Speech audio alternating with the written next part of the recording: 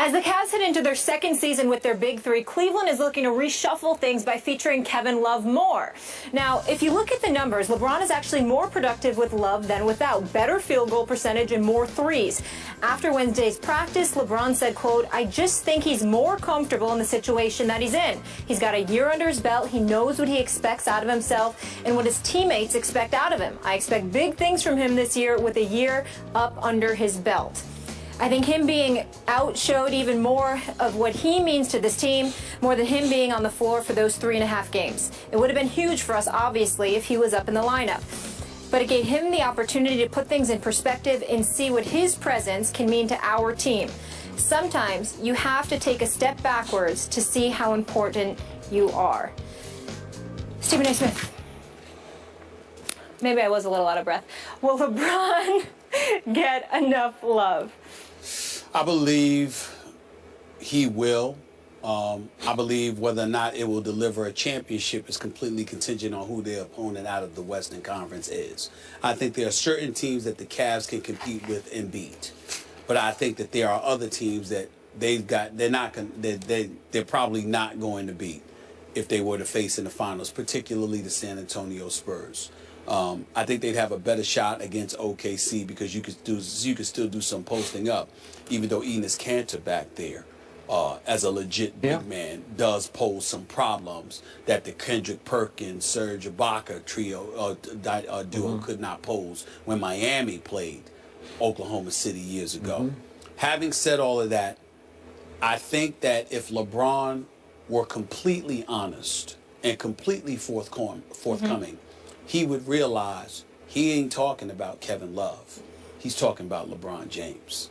Because the fact is that when LeBron James talks about taking a step back and recognizing your value, thereby insinuating that there's an elevated level of appreciation that one should have, he's talking about Kevin Love, but he's really talking about himself.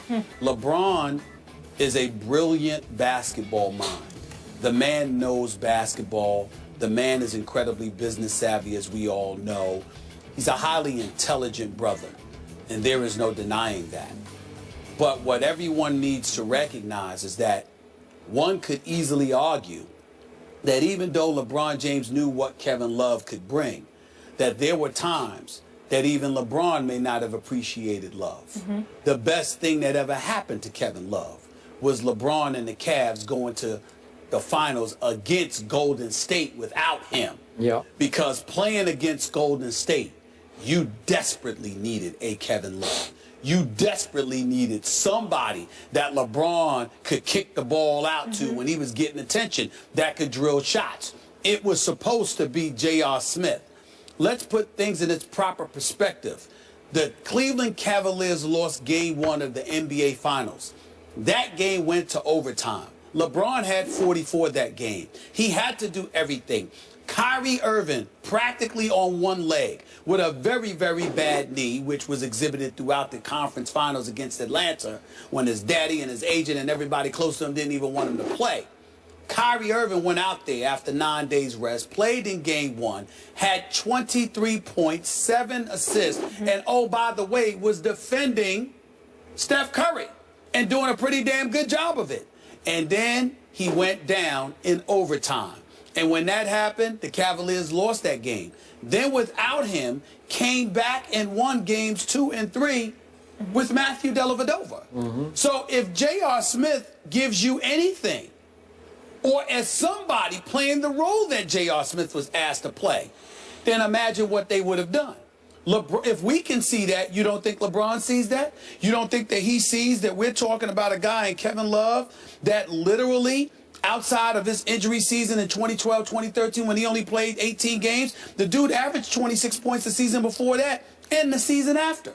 So this is a guy that can clearly shoot. This is a guy that shoots better than 35% from three-point range. So when you look at it, no, he's no LeBron, he's no first-tier superstar, anything like that. But Kevin Love, shoulder, hips, back, questionable knees without question, can still play the game. And if he can't do anything else, he can shoot. And LeBron, I think, realizes and appreciates that. I'm not saying he always knows, but he appreciates it even more because had Kevin Love been healthy enough to play in the NBA Finals, I believe we'd be sitting here today with the Cleveland Cavaliers as the NBA champions. Okay, I hear what you just said, but I am interpreting LeBron's answer a little differently than you did about Kevin Love. Got it. Okay, as you know, I'm not the biggest Kevin Love fan. I think basically he was a very good player on a bad team in Minnesota that never made the playoffs. What was he there, 6 years? Never made the playoffs one time.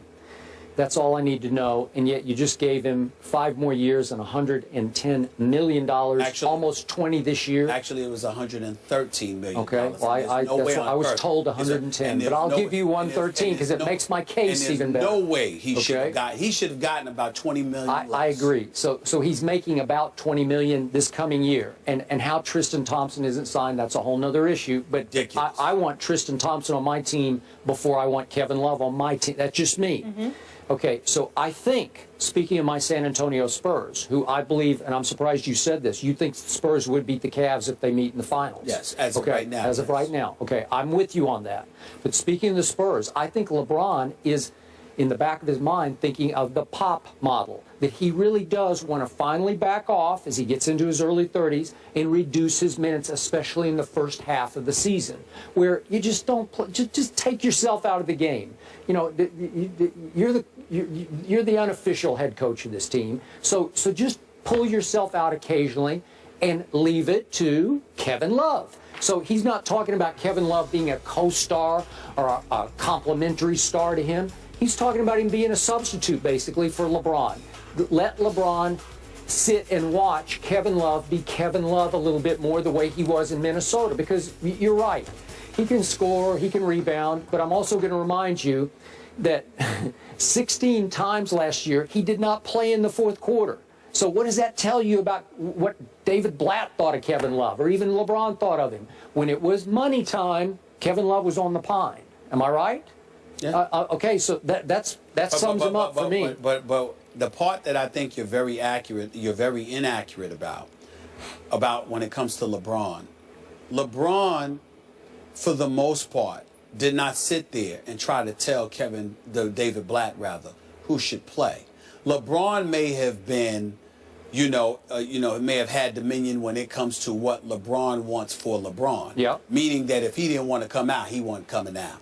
If he didn't feel like, running a particular play, I saw him just scratch, and he admitted that he just scratched what David Blatt suggested in the finals. Yeah. There's no question about that. But I don't think that LeBron, during the season, was like, nah, Kevin Love should have been in the fourth quarter. I don't think that happened. That's when you leave. Well, who made the choice? David Blatt. Okay, that's fine. Blatt made those calls. So I'm just saying that when you talk about LeBron and the usage of what have you, LeBron, if he wants to take himself out, he's going to take himself out. If he wants to play those minutes, he's going to play those minutes. Where LeBron's that's where he's going to have the say. But when he's looking at other guys, he wants to see that dog in you. He wanted to, when he took the pictures with Iman Shumpert and J.R. Smith and Mosca and Tristan Thompson, rather than those boys. He's talking about Rough Riders who he's comfortable going to war with. And I think that sitting back and losing to Golden State, he could sort of understood, or something he probably already knew. Everybody can't be him, and everybody can't be those Rough Riders, but that doesn't devalue them in certain situations. Okay. Over the course of a marathon 82-game stretch, I agree. I'm with you. But come playoff time, it ain't about any of that. What is your skill set? What do you bring to the table? Good Lord, Kevin Love can shoot. Sure he can. For some reason, when J.R. Smith can't shoot, he can't seem to do anything else, which I find inexcusable because he's too talented to be one-dimensional. So Kevin Love can shoot the basketball. I'm going to need him if I go against San Antonio with Tim Duncan and LaMarcus Aldridge. I'm going to need him if I go against Blake Griffin and DeAndre Jordan. I'm certainly going to need him if I go against Golden State, because if I'm LeBron, I can post. But I need somebody to kick it out to that can help me spread the floor because they're draining three-point shots. Kevin Love may not be that dog with that personality that you like to hang around with and be around. But he can play. So use him. Okay. And remember, LeBron did call out Kevin Love on social media last year. Remember that? Yeah. Okay. So it appears things are heading in the right direction. More trust there.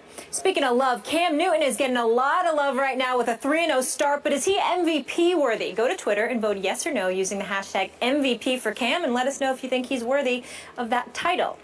Meanwhile, a recent study shows some very interesting information regarding brawls during Major League Baseball. We'll dive into that controversial topic when we come back.